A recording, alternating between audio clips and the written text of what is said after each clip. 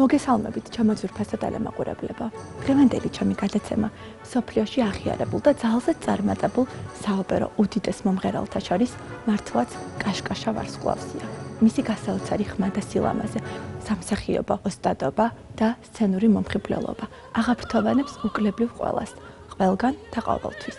მე ვფიქრობ, რომ ჩვენი ტელემაყურებელი აუცილებლად დამეთანხმება იმაში, ეს ულამაზესი და უნიჭიერესი ახალგაზრდა ქალბატონი არა მხოლოდ ქართული ხელოვნების, არამედ მსოფლიო საოპერო ხელოვნების ზურმუხტი გახლავთ.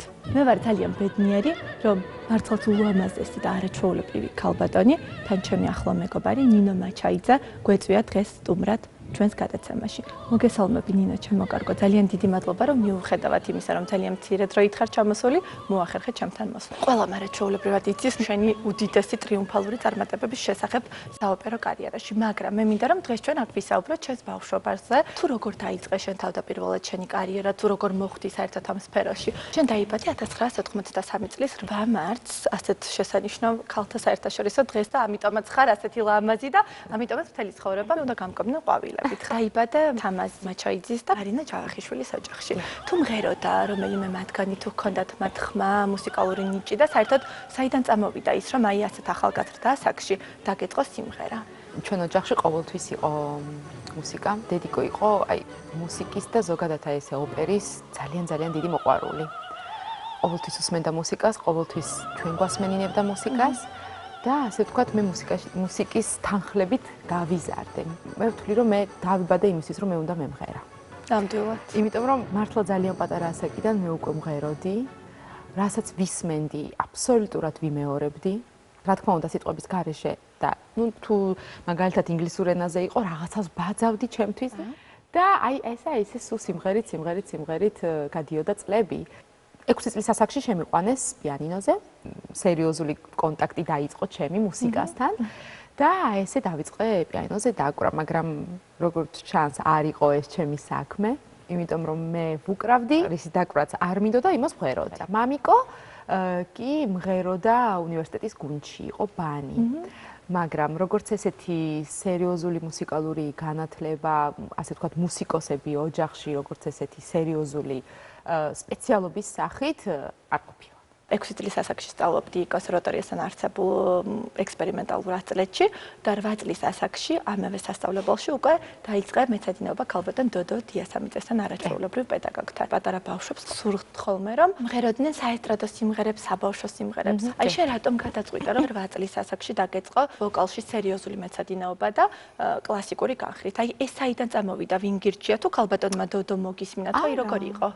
მართლა არ იყო ეს რჩევა, ეს იყო რაღაცა, რაც მე აი მართლა შიგნიდან გამომდიოდა. წარმოიდგინე პატარა ბავშვი, რომელიც ესე იგი ხსნის ფარდებს და ფაქტიურად იკეთებს აი დიდ კაბებს და წარმოიდგენს, რომ არის ოპერის მომღერალი. ნუ ამას ალბათ ვერავინ ვერ გასწავლის, ხო? ნამდვილად. ეს რაღაცა ისეთი არის, რაც შიგნით გაქვს პატარობიდან და მე ეს მქონდა. მართლა არასდროს არ მდომებია ესტრადის მუსიკის სიმღერა, არასდროს არ მდომებია რომ ყოფილიყავი, ასე ვთქვათ, ტელევიზორში, სხვა პატარა ბაიებთან ერთად, რომლებიც მღეროდნენ, ცეკვავდნენ და ნუ აი ეს ძალიან ისეთი საყვარელი გადაცემები, რომლებიც ყოველთვის არსებობდა. ამ გადაცემებს მე ვუყურებდი, მაგრამ მართლა არასდროს არც სურვილი გამომითქონს და არც სურვილი არ მქონია, რომ ამაში მონაწილეობა მიმეღო. მე რატომღაც ყოველთვის მინდოდა და ვფიქრობდი, რომ უნდა გამოვსულიყავი ოპერის მომღერალი.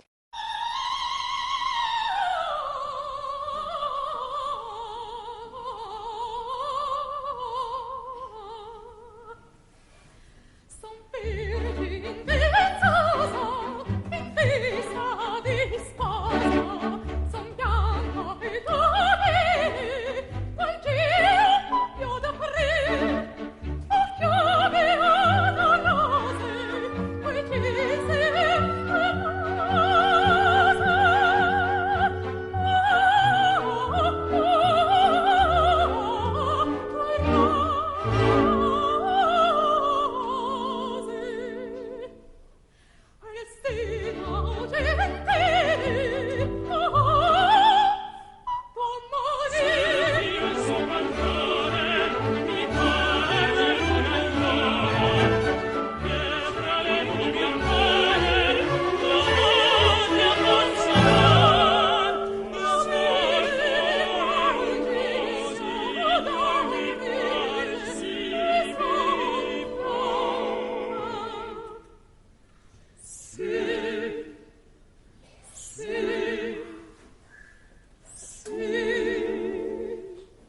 აი ბავშვობაში ვინ იყო შენთვის მისაბადი და შენთვის საყვარელი საოპერო მომღერალი? ესე პატარობიდან არ მყავდა არავინ, მინდა გითხრა.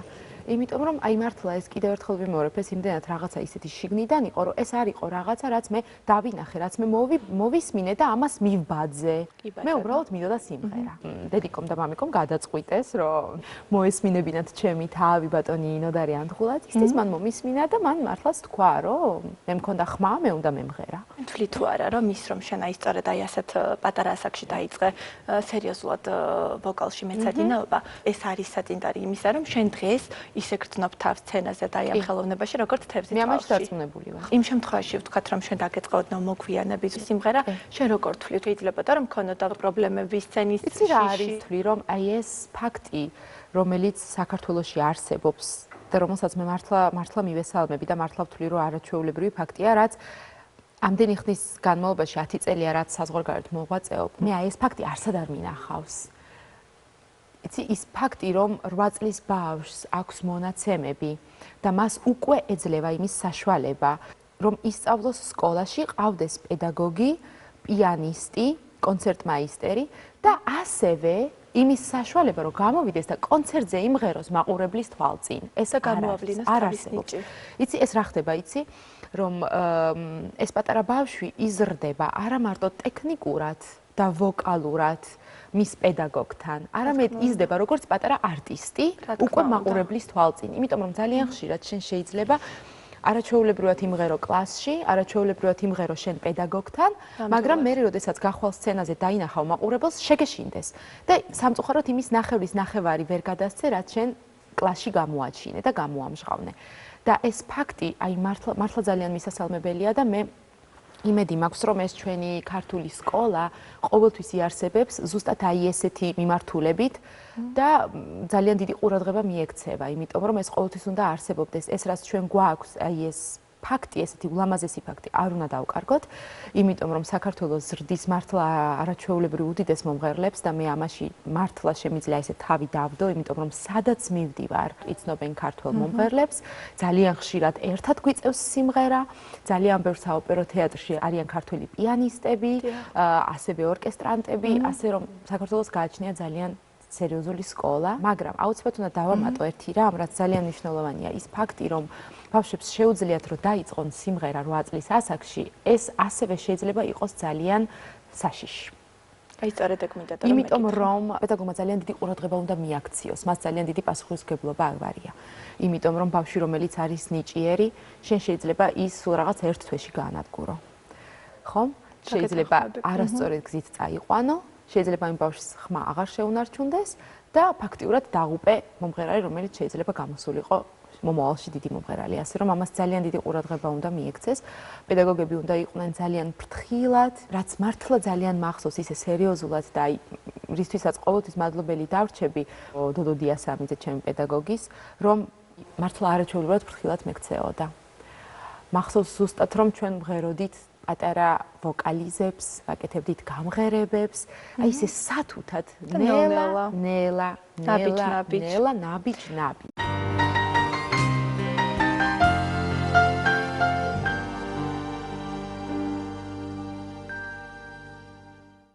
ქალბატონო დოდო მოგესალმებით. მე ვიცი რომ თქვენ ხართ ქალბატონ ნინო მაჩაიძის მასწავლებელი, პირველი პედაგოგი, თქვენ გაკავშირებთ მრავალწლიანი ურთიერთობა, როგორც შემოქმედებითი, ისე პიროვნული. და თუ შეიძლება გაიხსენოთ, როგორ მოვიდა ქალბატონი ნინო თქვენთან პირველად და ილაპარაკოთ მის პიროვნებაზე. ნინო ჩემთან მოვიდა 8 წლის ასაკში.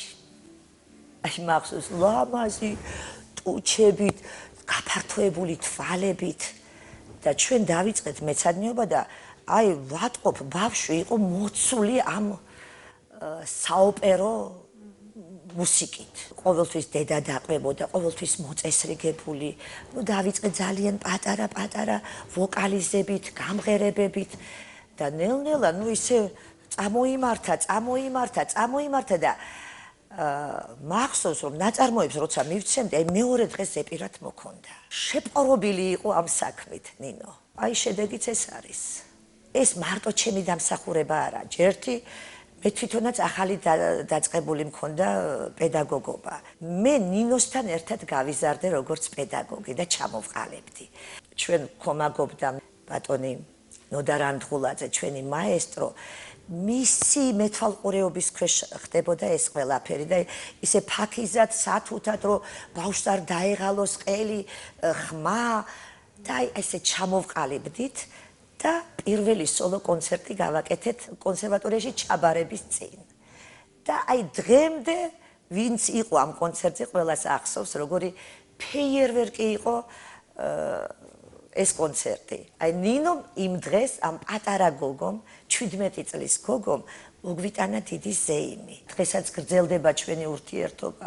ის ჩამოყალიბდა არაჩვეულებრივ მუსიკოსად. ჩემ სტუდენტებს ჩაუტარა მასტერ კლასი. ეს იყო აბსოლუტურად სხვა ნინო. არაჩვეულებრივი დიდი მუსიკოსი. ისე ლამაზად აჩვენებდა ამას ყველაფერს, ისე კარგად უხსნიდა, მე ამაყი ვარ, რომ ნინო არის ჩემი ყოფილი მოსწავლე და ნინო არის ჩემი მეგობარი დღეს. El suave murmullo de tu suspirar, como ríe la vida si tus ojos negros me quieren mirar. Y si es mío el amparo, mi toris a mí es como un cantar.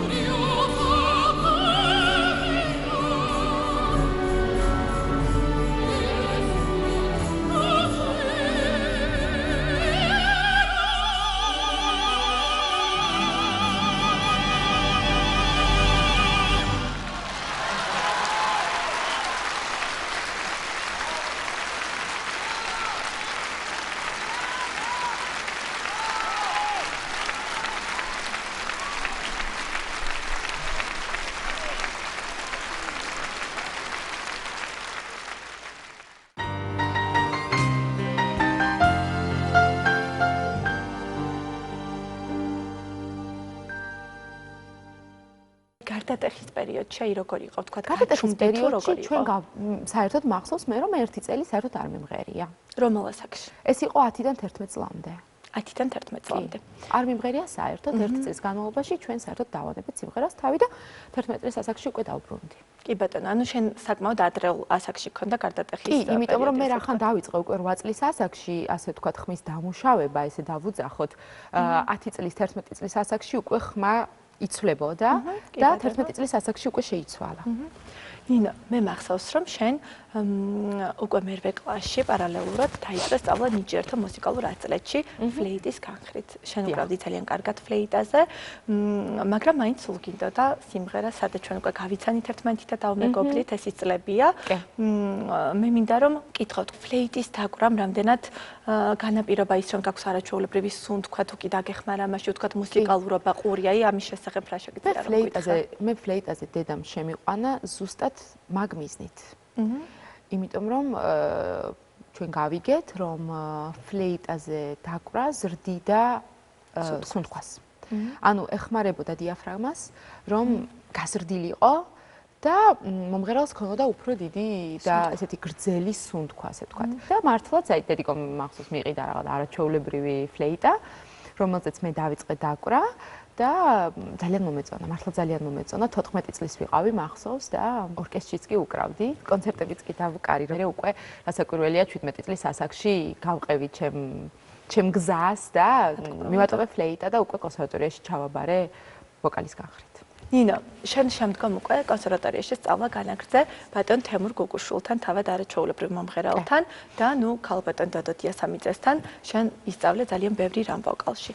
და აი შენ რა შეგიძლია თქვა აი ამ ორ არაჩვეულებრივ პედაგოგს შორის რა განსხვავება იყო, რა გასწავლა ერთმა ისეთი, რაც მთელი ცხოვრება გადგება, ან მეორემ ისეთი, რაც უკვე გამოგადგა სცენაზე? მე უნდა ვთქვა, რომ საერთოდ ვთვლი ჩემ თავს ძალიან იღბლიან ადამიანად. თუნდაც მარტო იმიტომ, რომ ყავდა ესეთი ორი არაჩვეულებრივი პედაგოგი. ეს მართლა იღბალია. ნამდვილად. იმიტომ რომ მე ორივემ მომცა ის, რაც მე დღეს მაქვს.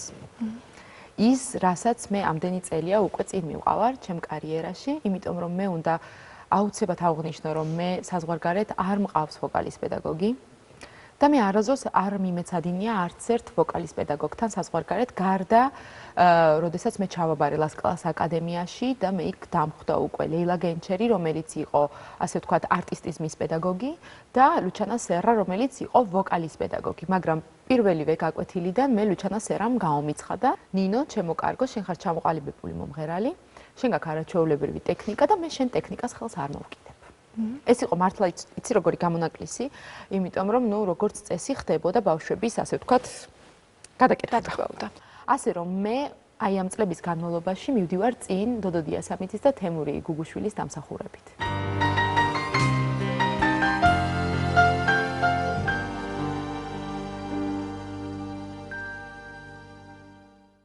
მოგესალმებით ბატონო თემურ.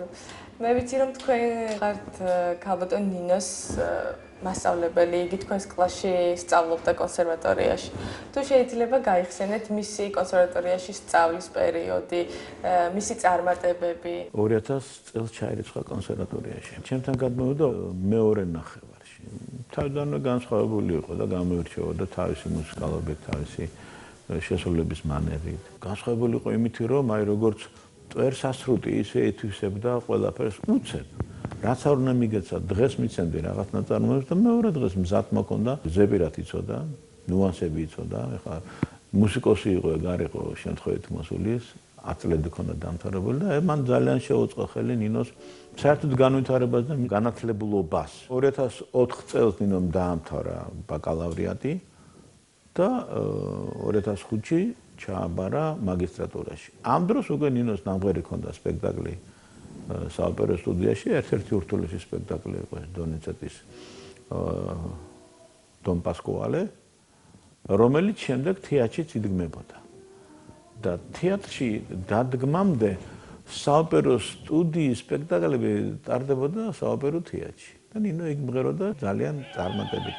მიაქციეს ამას ყურადღება და ნინო თეატრში აიყვანეს ამ დროისთვის. იმ პერიოდში მე ვიყავი თეატრის მუსიკალური ხელმძღვანელი და იტალიის საელჩოდან დაგვირეკეს, რომ მოდისო იტალიელი მომღერალი ტენორიო ჩამოსულია, რომელსაც უნდა რომ ანტურაჟიო ვინმე დაეხმაროსო და მე ვკითხე სოლისტი გინდა თუ სტუდენტი, რა თქმა უნდა თუ სასურველიაო ახალგაზრდა იყოსო და მე მაშინ ნინო ჩავაწერინე. ამ კონცერტზე მთელი იტალიის საელჩო იყო და დიდი დარბაზი იყო სავსე, ესე თქვა გადაჭედილი. არავის არ მოусმენა იტალიელისთვის, იმ იტალიელებიც კი, ვინც საელჩოს თანამშრომლები იყვნენ, ყველა უსმენდა ნინოს. ესეთი წარმატებით და ესეთი ხარისხიანად იმღერა ის კონცერტი.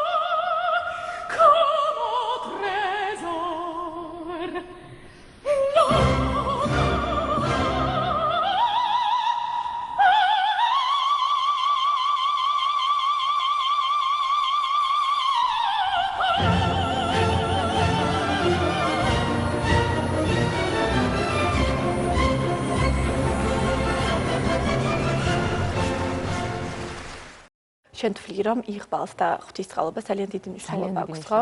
ამ სფეროში, იმიტომ რომ ჩვენ გვინახავს თქვა ძალიან კარგი ხმები, რომლებმაც შეძლეს ხომ სამწუხაროდ რომ გაეკეთებინათ კარიერას, სამწუხაროდ გვინახავს ისეთი მომღერლები, რომელსაც ყველაფერი ჰქონდათ იმისათვის, რომ გაეკეთებინათ მსოფლიო კარიერა, მაგრამ რატომღაც ეს არ მოხდა, ხო? უნდა გქონდეს ნიჭი, უნდა გქონდეს ხმა, უნდა იყოს შრომის მოყვარე, უნდა იყო პოზიტიური, რა თქმა უნდა. უნდა ფიქრობდე, რომ შენ თუ ამას მოინდომებს, შენ შეძლებ. და მე ალბათ რა თქმა უნდა ღმერთი და იღბალიც გეხმარება. თვით დაჯერებულობა და შენ თავში რწმენა მნიშვნელოვანია. ეგ ყველაზე მნიშვნელოვანია, იმიტომ რომ როდესაც შენ სცენაზე გამოდიხარ, შენ თუ არ ხარ შენ თავში დარწმუნებული, შენ ამას გადასცემ მაყურებელს. და მაყურებელი ამის შემდეგ შენ გიყურებს შებოჭილად, ნერვიულობს, იმიტომ რომ იგი თulis რომ შენ ვერ შეძლებ. პირველ რიგში შენ თუ არ ხარ შენ თავში დარწმუნებული, შენ მაყურებელს ვერ დაარწმუნებ იმაში, რომ შენ კარგი მომღერალი ხარ. ნამდვილად, აი, სწორედ ეს თვითრწმენა ვინ მოგცა შენ? შენ შეძლებ რომ იყოს შენ თავში დარწმუნებული და არ იყოს შეშინებული სცენაზე, მხოლოდ იმ შემთხვევაში თუ შენ ტექნიკურად ხარ გამართული. თუ შენ მღერი იმას, რაც არ არის კარგი შენი ხმისთვის არ შეგეფერება აბსოლუტურად, შენ უბრალოდ შეუძლებელია იყო წყნარად. მომღერალი ყოველთვის უნდა ეცადოს იმღეროს ის, რაც შეეფერება მის ხმას და არაფერი ის, რაც მას არ შეუძლია, რომ იმღეროს. იმიტომ რომ ძალიან ბევრი ლამაზი პარტიები არსებობს, რის სიმღერას ჩვენ ძალიან გვინდა, მაგრამ ის არ უნდა ვიმღეროთ, იმიტომ რომ შეიძლება იყოს გამანადგურებელი ჩვენი ხმისთვის. მაგალითად კოლორატურულმა სოპრანომ შეიძლება ადრეულ ასაკში იმღეროს ლირიკული პარტია, პირიქით ლირიკულმა სოპრანომ შეიძლება დრამატული და აი ამან დაანგრიოს და სასწრაფით აბსოლუტურად ჩვენ შეიძლება საერთოდ ვერც კი დაამთავროს სპექტაკლი. მომღერალი ყველაფერთან ერთად უნდა იყოს ასევე ძალიან ჭკვიანი.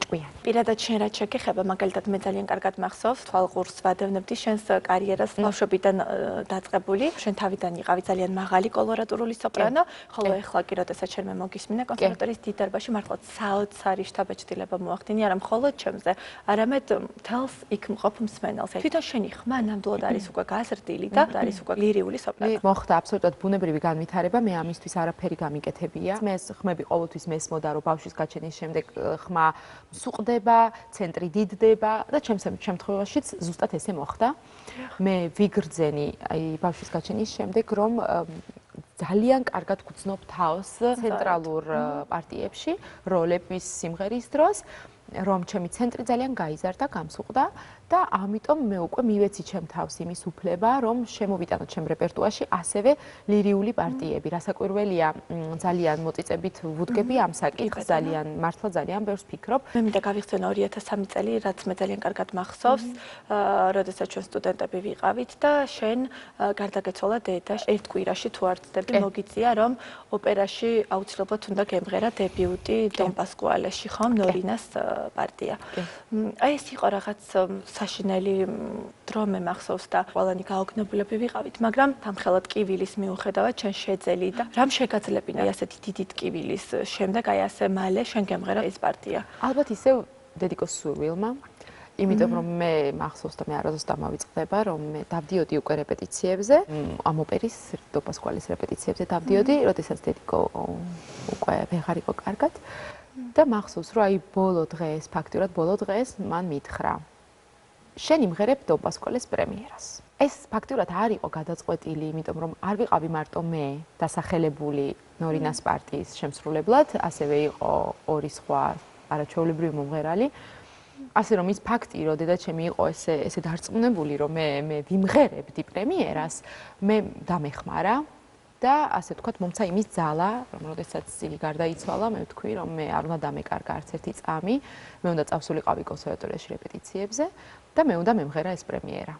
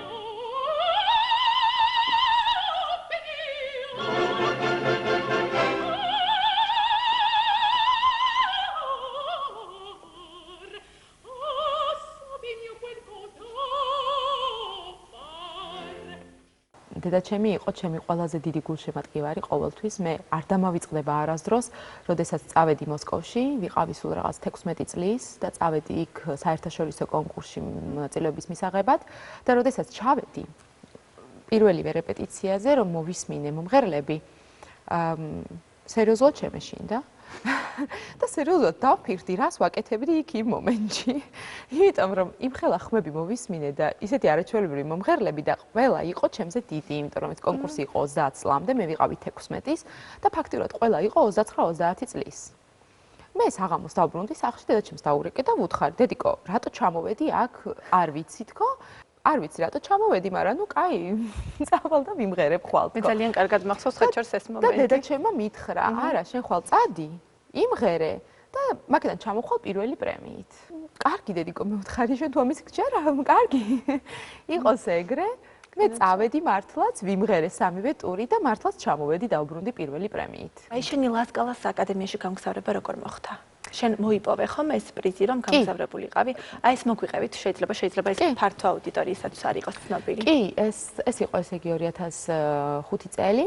მე უკვე მოგებული მქონდა 6 თვის სტიპენდია, უნდა გამგზავრებულიყავი რომში და მესწავლა იქ რომის კონსერვატორიაში. ბორსადის სტუდიო, როგორც მაშინ იყო. ბორსადის სტუდიო, ანუ სტიპენდია დიახ. მართლა როდესაც არ დამავიწყდება და მე ამას ყოველთვის და ყველგან ყვები, რომ დავით საყვარელიძემ, ჩვენი ოპერის მაშინდელმა დირექტორმა, მე მიყიდა თვითმფრინავის ბილეთი.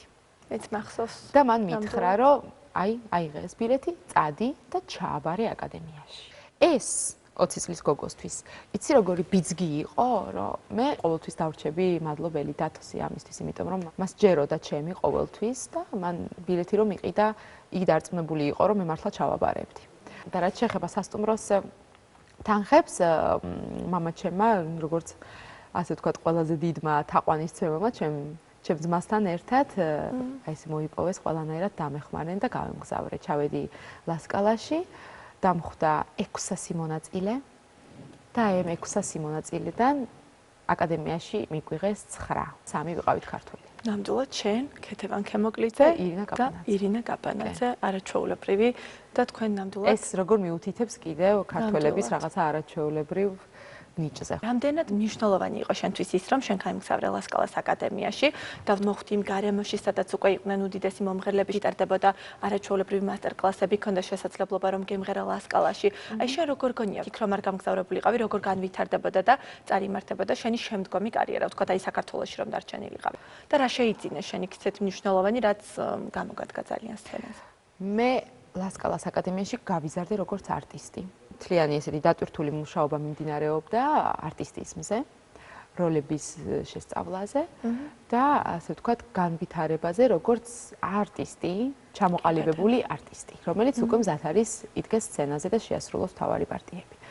აკადემიის სტუდენტები მღერიან ლასკალას სცენაზე, მათ ეძლებათ ამის საშუალება, მაგრამ ძალიან ხშირად მღერიან ისეთ მცირე პარტიებს, რაც მაინც კარგია, იმიტომ რომ შენ ხარ სტუდენტი და თუნდაც უმცირესი პარტია ლასკალას სცენაზე შენ გახარებს და შენ ძალიან დიდი სიამოვნებით თანხმდები ამას, იმიტომ რომ ეს ყველაფერი გამოცდილებაა, რაც შენ მომავალში გამოგადგება.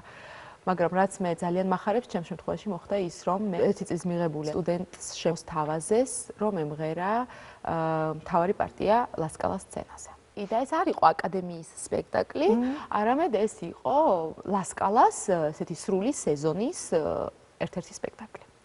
მარის პარტია პორკიშვილობილიდან. და ნუ აი მე ზუსტად მახსოვს, რომ მოვიდნენ აკადემიაში და თქვეს, რომ ადამიანი, რომელსაც უნდა ემღერა ეს პარტია, ასე ვთქვათ, წავიდა, აღარ ასრულებდა პარტიას, განთავისუფლდა როლი და თუ მე შევძლებდი ამის სიმღერას. და მე აი ესე შევხედე და მე ვთქვი, რა თქმა უნდა. რა თქმა უნდა. აბა როგორ? რა თქმა უნდა და მეორე დღიდან დავიწყე მეცადინეობა ამ ფრანგული არაჩვეულებრივი ურთულესი პარტიის, რამაც მე ძალიან დიდი წარმატება მომიტანა.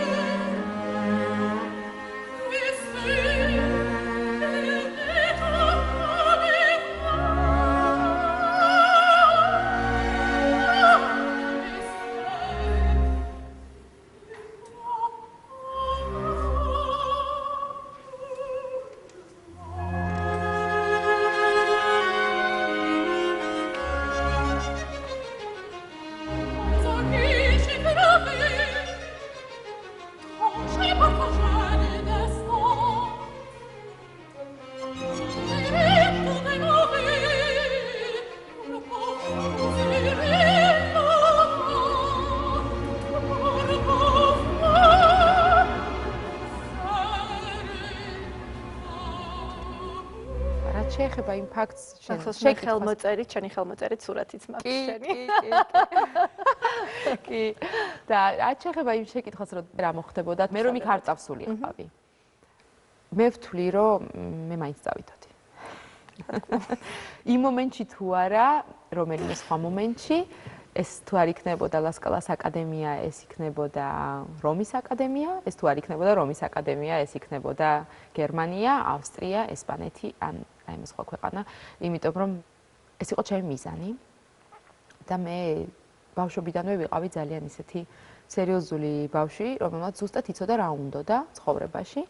და ბავშვი, რომელიც თვლიდა, რომ ძალიან ბევრს იმეცადინებდა და ძალიან ბევრს იშრომებდა, რომ იმისთვის მიეღწია, რაც მას სურდა. და მე მართლა დღემდე არ ვწყვეტ შრომას, ვარ გაუთავებელ მეცადინეობაში. როდესაც ვღერი ვარ ერთ ოპერას ვსწავლობ მეორეს, მეცადინეობ და აი, ასე ვთქვათ, ესეთი დიდი შრომით ვაკეთებ იმას, რაც ვაკეთებ და ვთვლი, რომ მაინც ჩემი ცხოვრება უნდა ყოფილიყო ესე წამართული. როდესაც უკვე მოხდა ასე ვთქვათ უდიდესი ტრამპლინი შენს კარიერაში. ეს იყო 2008 წელი, როდესაც შენ შეცვალე იმ დროისათვის მართლაც პრიმა და ნამდვილად პირველ სოპრანოდ აღიარებული ანია ნეტრებკო, ხო? არაჩვეულებრივი ეს მოხდა ზალცბურგის ფესტივალზე. ანა იყო ფეხმძიმე და მას არ შეეძლო ეს სიმღერა. შენ მოგეცა იმის საშუალება და შესაძლებლობა, რომ შენ შეგესრულებინა გუნოს კი ბატონო, რომელოდა ჯულიეტას პარტია. აი შენ როგორ ფიქრობ, ესეთი იღბლის ნაწილი იყო, ხო? არის ხომ, რა თქმა უნდა, არის. მე ვთვლი, რომ ასევე შემთხვევით არაფერი არ ხდება. რა თქმა უნდა. მე იმ მომენტში ვმღეროდი ლასკალაში, ოპერა ჯანის კიკიში, ლაურეტას პარტიას და ზალცბურგის დირექტორი, კასტინგის დირექტორი იმყოფებოდა ლასკალაში ზუსტად იქ, ჩემ სპექტაკლზე.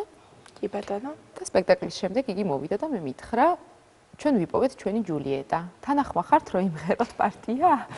და მე შევხედე და მეთქი, რა თქმა უნდა. და დარჩენილი იყო 2 კვირა პრემიერამდე. Douce amie, seulement, oui, adieu. Elle caïra du te trouver.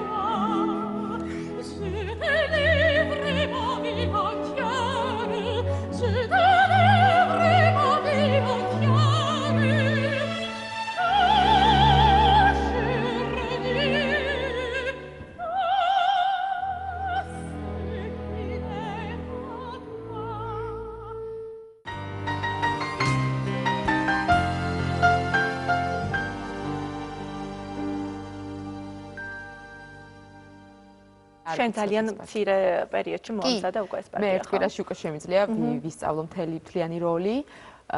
ესეც რა თქმა უნდა რაღაც ნიჭია. ჩემის აზრით ეს სრულიად წარმოუდგენელია, რომ ერთ კვირაში მომღერალმა შეძლოს ვოკალურად და ტექნიკურად დამავდროულად თუნდაც ნოტების დამახსოვრება, აი ასეთი ურთულესი ოპერების ეს ნამდვილად ძალიან ეს უბრალოდ რთულია და ესეთი ნიჭია კი. მე მახსოვს იმ საღამოს სპექტაკლის მერე უკვე შევედი ინტერნეტში, მოვიძიე პარტია, უკვე დავიწყე მეცადინეობა, მეორე დღეს ვიყიდე ნოტები და მესამე დღეს უკვე გავამგზავრე ზალცბურგში. რასაკვირველია, პირველი კვირა რეპეტიციებს გავდიოდი ნოტებით ხელში, სცენიურად. ჯულიეტას პარტია იყო ჩემი კარიერის ასე ვთქვათ ტრამპლინი, იმიტომ რომ ეს სპექტაკლი პრემიერა იყო გადაცემული მსოფლიო კინოთეატრებში.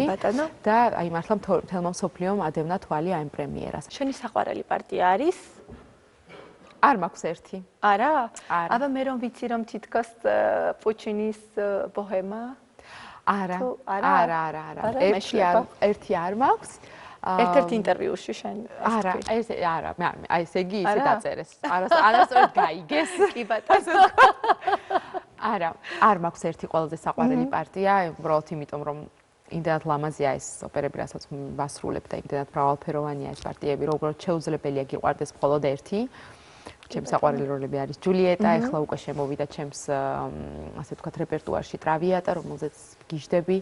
ჯილდა, რომელსაც რა არაჩვეულებრივად თქმა უნდა და ლუჩია, არა მხოლოდ ჩვენს ვოკალურ უდიდეს შესაძლებლობებზე მეტყველებს, არამედ როგორც მსახიობ. კი, ძალიან რთული შესაძლებელი პარტია, მართლაც, იმიტომ რომ შენ თუ ხარ მომღერალი, რომელსაც იცის ენა, შეუძლებელია შენ თვითონ არ აღელდე, როდესაც ამას მღერი. და მე ეს ყოველთვის მემართებოდა და მემართება. ჯულიეტას პარტიით, ლუჩიას პარტიით და ტრავიატას პარტიით.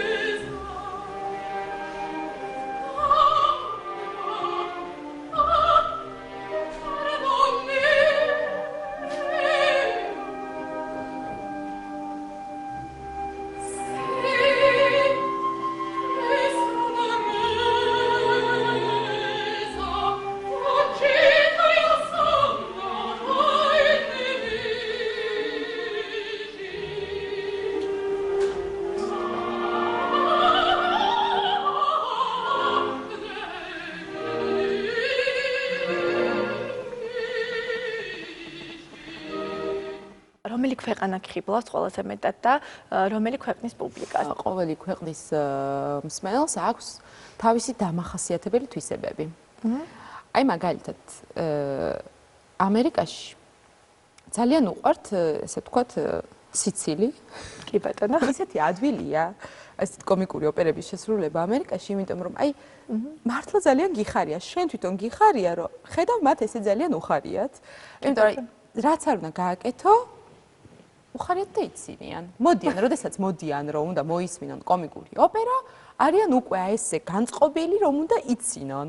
ერთად ამერიკელები ძალიან თბილი და ძალიან თბილი და ძალიან მხიარული ერია. მე ძალიან მიყვარს, კი. სწორედ ამიტომ არის, რომ შენ ძალიან ხშირად ლოს-ანჯელესში იქნება ეს თუ ნიუ-იორკიდან ხსნი და ხურავ აი ამ სეზონებს, საოპერო სეზონებს, აი სწორედ ამანაც განაპირობა, ხო რომ შენც ქსიამოვნებ. ასევე, როდესაც არის ესეთი დრამატული ოპერები, ისინი ტირიან. ასე რომ არის ძალიან ემოციური მსმენელი, მართლა ძალიან ემოციური მსმენელი და ჩემთვის ერთ-ერთი ყველაზე საყვარელი მართლაც. რაც შეეხება გერმანიას და ავსტრიას, სასწაულად შეყვარებული ხალხია ოპერაზე. ხალხი, რომელსაც შეუძლია დაახლოებით 20 წუთის განმავლობაში გიკრას ტაში ბოლოს და არ გაგიშვას სახლში. აი, დამთავრდა 3 საათიანი ოპერა. კი ბატონო. წესით და რიგით ხალხი არის დაღლილი. და უნდა სახლში წასვლა, ხო? იმიტომ რომ არის უკვე დილის პირველი საათი. არა, გერმანიაში და ავსტრიაში ეს არ ხდება. იმიტომ რომ შენ გამოდიხარ თეატრიდან, ხალხი დგას დაახლოებით 50 კაცი, 100 კაცი და გელოდება. და კიდე ერთი 9 საათი არის ეს სურათების გადაღება. მოდიან, ესე იგი შენი დაბეჭდილი სურათები აქვთ აი ამ ხელა ფორმატით და უნდა მოუწერა ხელი. მომზადებული მაყურებელია. მაყურებელი რომელმაც გადმოტვირთა სურათი, ან იყიდა თეატრში ეს სურათი, მოიტანა ასევე კალამი, რითიც შენ ხელს მოუწერ მას, თან ფერად, იმიტომ რომ შავზე უნდათ რომ ნაცრისფრად მოაწერო და ასე შენ, ანუ რაღაც არანორმალურად შეყვარებული ხალხია ოპერაზე და ოპერის მომღერლებზე. შეიძლება უბრალოდ ცეირნობდე და მოვიდეს ადამიანი და ვაიმე, ნინო ჩაიძე და გადაგიღოს სურათი, მოგაწერიოს ხელი სადმე, სადაც არ უნდა იყოს, რაღაცას ამოიღებს, რაღაცა მოუწერ ხელს, გადაიღებს სურათს, წავა. ცოტა ხნის წინ შემემხვდყა ჰამბურგში ვიყავი, სადაც ვღეროდი ტრავიატას პარტიას და თეატრში მივდიოდი და იყო ძალიან ისეთი სერიოზული საცობი. ნუ მე გადავწყვიტე რომ თეატრში არ უნდა დამეგვიანა რასაკვირველი ამ საცობის გამო და არ უნდა ჩამჯდარიყავი ტაქსში, ამიტომ გადავწყვიტე რომ ჩავსულიყავი მეტროში. დიახ. ჩავდივარ მეტროში, ვჯდები და ვხედავ რომ ჩემს წინ ზის ბავშვი, გოგონა, ალბათ იქნებოდა დაახლოებით ესე 17-18 წლის, უჭირავს ნოტები, უსმენს მუსიკას და ასევე ტელეფონი. მე ხა უყურებდი, ნუ კარგი უჭირავს ნოტები, მეთქი, ნუ კარგი რაღაცას მეცადინეობს ბავშვი. ესე ოდნავ ნოტები გადაიწია და რას ვხედავ? ჩემი ჯულიეტას ვიდეო აქვს ტელეფონში და ფაქტიურად მეცადინეობდა ჩემს ვიდეოზე. მანვე ვერ დამინახა და მე არაფერი არ მithქვამს, იმიტომ რომ მართლა არ მინდოდა რომ მომეცდინა, მაგრამ ისე მე სიამოვნა ეს ფაქტი, რომ აი ამხელა გერმანიაში დავინახე ის ფაქტი, რომ კონსერვატორიის იქნება თუ სკოლის სტუდენტები, ბავშვები, ჩემ ვიდეოებზე მეცადინეობენ და სწავლობენ. ეს მართლა ისეთი რამ იყო, რაც შეიძლება მთელი ცხოვრება იცოცხლო და ესეთი რაღაცა უბრალოდ ვერ დაინახო და ვერ შეესწრო. საქართველოს გარდა ჩემო კარგო, შენთვის ალბათ ყველაზე საყვარელი ქვეყანა არის იტალია. ჩემი მეორე სახლი. რა თქმა უნდა, რადგან შენ უკვე იქ ცხოვრობ თითქმის 10 წელია და გარდა ამისა, შენ ხარ იტალიაში გათხოვილი, მილანში, ასევე არაჩვეულებრივ მომღერალზე, ბარიტონზე, გვიდო ლოკონსოლოზე, რომელიც ხოჩორს ჩემთან ერთად სწავლობდა მილანის კონსერვატორიაში. და ჩვენ მეგობრები ვიყავით. კი ბატონო, მე მართლა ძალიან მიხარია, რომ თქვენ აი ასეთი ბედნიერი და აი ასეთი კარგი ოჯახი შექმნილი. რამდენად რთულია ის, რომ ორი მომღერალი და მით უმეტეს აი შენ, რომ ასეთი წარმატებული და ასეთი დიდი მომღერალი ხარ, შენი მეუღლეც არის საოპერო მომღერალი. რომ არ ყოფილიყო მომღერალი, უფრო გაგიჭირდებოდა სხვა სპეციალობის ადამიანთან ერთად ცხოვრება. ის ფაქტი, რომ ისიც მუსიკოსია და ესე კერძოდ მომღერალი, მართლა ძალიან ხელს მიწყობს. ეს არის, ასე ვთქვათ, ჩვენი ოჯახის იდილის ერთ-ერთი ფუძე, იმიტომ რომ ჩვენ მართლა ძალიან გვესმის ერთმანეთის, ჩვენ ვიცით რა არის მომღერლისთვის საჭირო, ჩვენ ვიცით რა არ არის მომღერლისთვის საჭირო. და ჩვენ ვიცით როგორ უნდა იცხოვროს მომღერალმა, რომ მან იმღეროს კარგად, რაში არ უნდა შეუშალო ხელი, რაში უნდა შეუწყო ხელი და ასე შემდეგ. ასე რომ მე ვთვლი, რომ ორი მომღერლის ერთად ცხოვრება არის იდეალური, თუ ორივე არის ძალიან გამგები. გამგები და არა ეგოისტი. იმიტომ რომ თუ არსებობს რაიმე ეგოისტური მხარე ან ეჭვიანობის მომენტი, იქ უკვე ყველაფერი ინგრევა. მადლობა ღმერთს, ეს ჩვენ ოჯახში არ არსებობს, იმიტომ რომ ჩემი მეუღლეს აქვს თავისი კარიერა, მე მაქვს ჩემი კარიერა, ასე რომ ჩვენ მღერით საბედნიეროდ ძალიან ბევრს, სამწუხაროდ ძალიან შორს ერთმანეთისგან. როგორც ყველა პროფესიას, ჩვენ პროფესიაცაც აქვს კარგი მხარეები და ცუდი მხარეები. ცუდი მხარე ზუსტად ის არის, რომ ძალიან ხშირად გაშორებს შენ საყვარელ ადამიანს. აი ერთად სიმღერა თუ გიწევთ ხოლმე? სამწუხაროდ არ გვიწევს ერთად სიმღერა ხშირად, იმიტომ რომ არის რეპერტუარში სხვაობა. ის მღერის ოდნავ განსხვავებულ რეპერტუარს ჩემგან, ასე რომ ცოტა ძნელია ერთად სიმღერა, მაგრამ ჩვენ ყოველთვის ვცდილობთ, რომ როდესაც გამოგვიჩნდება მაგალითად ორი თავისუფალი დღე, მე გავფრინდე მასთან ბავშვთან ერთად, ან ის ჩამოფრინდეს ჩვენთან, სადაც არ უნდა ვიყოთ. მე მინდა რომ ახლა ჩვენ ვისაუბროთ ჩემს ქორწილზე, რომელიც თქვენ გადაიხადეთ 2011 წელს იტალიაში, ლაგო მაჯორეზე, ყველაზე დიდ ტბაზე, რაც კი იტალიაში არის. კი ბატონო, და ეს იყო ძალიან ვიწრო წრეში. აი რატომ გადაწყვიტეთ რომ იტალიაში გადაგეხადოთ და არა ვთქვათ საქართველოში? ალბათ იმიტომ რომ ჩემი მეუღლეს მართლა ძალიან ბევრი მეგობრები ყავდა იტალიაში და უბრალოდ ვიფიქრეთ რომ შეუძლებელი გახდებოდა რომ აი ეს მთელი ბავშვები წამოგვეყვანა საქართველოში. უფრო მე დავთმე, ასე ვთქვათ და მე გადავწყვიტე, რომ წამეყვანა მარტო ჩემი ოჯახის წევრები. ჩვენი გქონდა საყვარელი ადგილი, სადაც ძალიან ხშირად დავდიოდით ასევე შეყვარებულობის პერიოდში.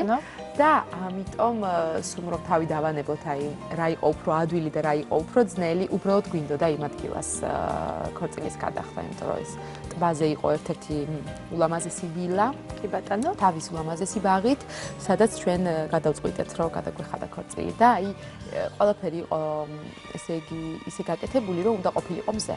აუცილებლად უნდა ყოფილიყო მზე იმ დღეს.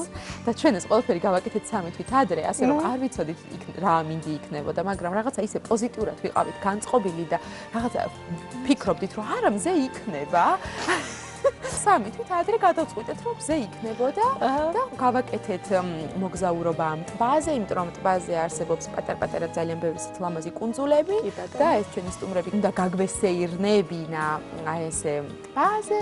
მე მთელი ეს ქორწილი უნდა ყოფილიყო ამ ულამაზეს ბაღში, ტბის პირას, ასევე ტორტის გაჭრა და ასე შემდეგ. და მართლაც, როდესაც 26 სექტემბერს დილით გავიღვიძეთ და გავახილეთ თვალები, იყო არაჩვეულებრივი მზე. ლურჯიცა და ტბა იყო ისეთი წყარი, რომ აი რაღაცა სწავლა. შენ გყავს არაჩვეულებრივი ვაჟი, პატარა თითქმის 2 წლის ალესანდრა, ხო? მაგრამ სამწუხაროდ ჩვენ მის სურათებს არავის არ აჩვენებ. კი, მე მყავს ალესანდრო, ჩემი პატარა 20 თვის ბაია, რომელიც არის უსაყვარლესი, უმხიარულესი. ალბათ ჩვენგან აიღო, იმიტომ რომ მე და ჩემი მეუღლე სულ ვიცინით. კი ბატონო, ჩემი მეუღლე არის გამოჩენილი. ვაიმე, აი რო ხედავენ, ამბობენ, უი პატარა გვიდო. და რაც შეეხება გამოჩენას და ასე ვთქვათ, მისი სურათების გავრცელებას, უბრალოდ მე და ჩემი მეუღლემ გადავწყვიტეთ, რომ არ გვინდოდა ამის გაკეთება, იმიტომ რომ ჩვენთვის გვყავს მარტო და გადავწყვიტეთ, რომ უბრალოდ არ არის საჭირო.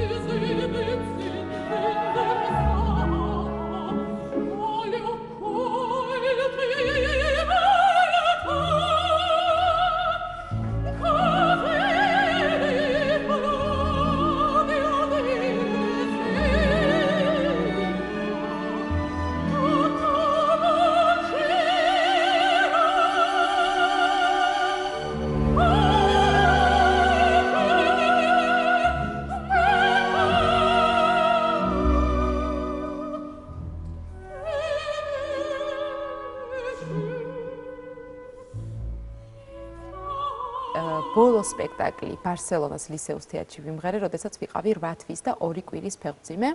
მქონდა ესეთი ძალიან დიდი მუცელი და ყოველი იყო 7 სპექტაკლი და ყოველი სპექტაკლის წინ მახსოვს რომ უნდა მივსულიყავი 3 საათით ადრე თეატრში, იმიტომ რომ უნდა კერავებს უნდა ენახათ, კაბა მე ისევ მეტეოდა თუ არა. და კაბა რომელიც არ მეტეოდა, ძალიან ხშირად არ მეტეოდა, უნდა გაეფართოვებინა. ეს არის ჩემთვის წარმოუდგენელი შენი ასეთი დატვირთული და გადატვირთული გრაფიკის მიუხედავად, რომ არ გყავდეთ ძიძა, ბავშვს რდი შენ თვითონ, უბრალოდ რამდენადაც ვიცი, როდესაც გაქვს სხვადასხვა ქვეყანაში სპექტაკლები, მაშინ აი იმ ქვეყანაში იყვან შენ დამხმარეს, რომელიც შენ გეხმარება, მაგრამ ეს ალბათ ძალიან შრომატევადი უნდა იყოს, ხო, რომ ყველგან თან დაატარებ შენ შვილს და არ გიშლის ხელს თქვათ აი არა, არ მიშლის ხელს, ამას მართლა ძალიან ისე გაბედულად ვამბობ და მე ყოველთვის ჩემ კოლეგებს ყოველთვის ვეუბნები, როდესაც ისინი ამბობენ, უი ბავშვი რომ ვეკითხები, არ გინდათ ბავშვი და როდესაც ამბობენ, უი ბავშვი არა, იმიტომ რომ მე იცი ახლა მე კარიერას ვაკეთებ. და მე შემომხედავენ და მეუბნებიან, ისე შენც აკეთებ კარიერას, ესე იგი შესაძლებელია ეს. ასე რომ რწმუნდებიან ეს რაღაცნაირად და მე ამბობენ, შენ ხარ მაგალითი. ნამდვილად. და მე ეს ფაქტი ძალიან მახარებს, იმიტომ რომ რაღაცნაირად ის აზრი, რომელიც არსებობდა და ეხლა საბედნიეროდ ეს თითქმის აღარ არსებობს, იმიტომ რომ სოფლიოში მართლა ყველაზე ისეთი გამოჩენილი და არაჩვეულებრივი მომღერლებს ყველას უკვე ყავს ოჯახი, ყავს შვილები. ასე რომ ნელ-ნელა მომღერლები რწმუნდებიან იმ ფაქტში, რომ იმისთვის რომ შენ გააკეთო არაჩვეულებრივი კარიერა, არ უნდა დატოვო მეორე ასე ვთქვათ პლანზე შენი ოჯახი, არ უნდა დათმო ის რომ იგრძნო თუ რას ნიშნავს იყო დედა. მე ბავშვი გავაჩინე, იმიტომ რომ მე მინდა რომ ბავშვი იყოს ჩემთან. მე ბავშვი იმიტომ არ გამიჩენია რომ ძიძამ გამიზარდოს. ასე რომ მე თვითონ გავზდი ჩემ შვილს, მე მეყოლება ყოველთვის ჩემთან და მე ასევე შევძლებ სიმღერას. ნინა, მე ვიცი რომ შენს პატარა ალესანდროს ქართულად ესაუბრები. კი, ქართულად ვესაუბრები. ჩემი მეუღლე იტალიურად ესაუბრება და უკვე ხვდებით რომ ბავშვს აბსოლუტურად იდეალურად ესმის ორივე ენა. გინდა თუ არა რომ ის მომღერალი გამოვიდეს და თქვენს კვალს გახვეს? მას არაფერს დავაძალებ. მინდა რომ ის აკეთოს რაც მას გაახარებს, იმიტომ რომ მე იმას ვაკეთებ რაც მე მახარებს, ასე რომ განსაკუთრებით ჩემმა შვილმა ის უნდა აკეთოს რაც მას გაახარებს. რასაკვირველია თუ იგი მოინდომებს რომ იმღეროს, მაგრამ თუ არ მოუნდება, იმიტომ რომ მე და ჩემი მეუღლე მომღერლები ვართ, ჩვენ მას არ დავაძალებთ სიმღერას. შენ გაღიარეს მსოფლიოში ყველაზე ლამაზ საოპერო მომღერლად. ეს ალბათ ძალიან სასიამოვნო არის, ხომ? რა თქმა უნდა, ნამდვილად გსიამოვნებს. ის რომ ანჯელინა ჯოლის ძალიან გადარებენ, ეს რამდენად სასიამოვნო ფაქტია. ესეც რა თქმა უნდა, ულამაზესი ქალბატონია და ასევე დიდ პატივს ვცემ, იმიტომ რომ მართლა კარგ საქმეებს შენ თუ გინდა რომ მას მიბაძო იმაში რომ ყავდეს ბევრი შვილი. კი. ასევე მინდა ჩამოკარგო კითხვა, როგორ წარმოგიდგენია შენი მომავალი 30 წლის შემდეგ, თქვათ, თუ კი წარმოგიდგენია, როდესაც უკვე ძალიან დიდი ხნის მერე, თუ კი იმოღვაწევებ როგორც პედაგოგი და თუ ასწავლი ახალგაზრდა მომღერლებს ვოკალს, აი როგორ ფიქრობ? ალბათ კი, რა თქმა უნდა. რამე წარმოგიდგენია? არა, რა თქმა უნდა, მე ვთვლი რომ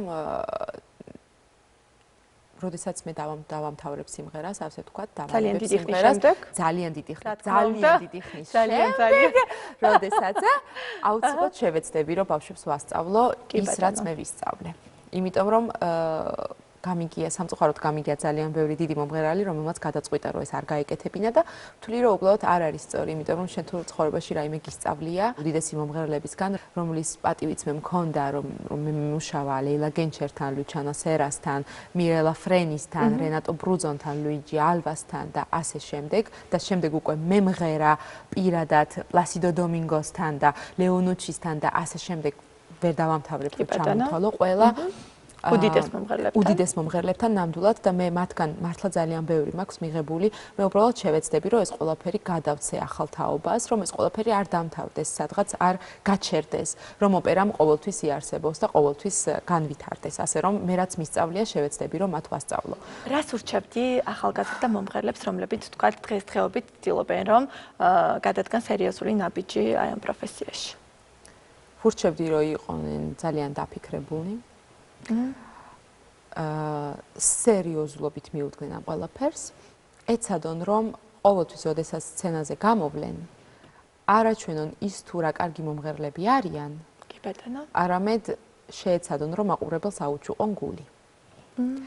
ასე რომ იყვნენ არტისტები, იყვნენ გაბედულები და ძალიან უყვარდეთ ის, რაც აკეთებენ. მე რასაც ყოველთვის ვცდილობ, არის ის, რომ ყოველ ჩემი სცენაზე გამოსვლის დროს მე არ მინდა მაყურებელს ვანახო, აი ნახეთ რა კარგად მღერი, ნახეთ რა კარგი ხმა მაქვს და ნახეთ როგორი გამართული ტექნიკა მაქვს. არა, მე ყოველთვის ვცდილობ, რომ რაღაცა გადავცემათ, ისეთი, რაც სხვას არ გადაუცია.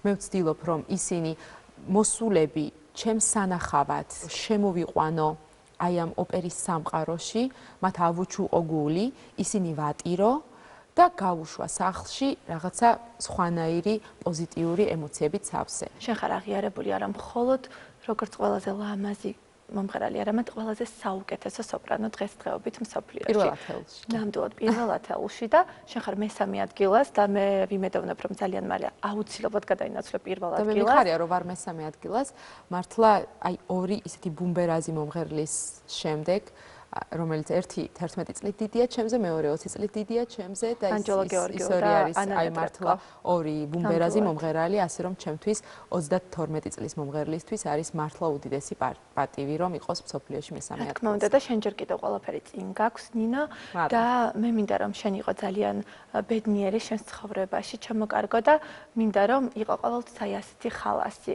ასეთი კარგი ადამიანი. უღრმესი მადლობა ნინო და მართლა მე დარწმუნებული ვარ რომ ჩვენი ტელემაყურებელი არაჩვეულებრივად გაატარებდა დღევანდელ საღამოს და ისიამოვნებდა ნამდვილად შენი უფრო კიდევ ახლოს გაცნობით. უღრმესი მადლობა. მადლობა თქვენ. მარი, ძალიან დიდი მადლობა მოწვევისთვის. მართლაც არაჩვეულებრივი ჟურნალისტი ხარ.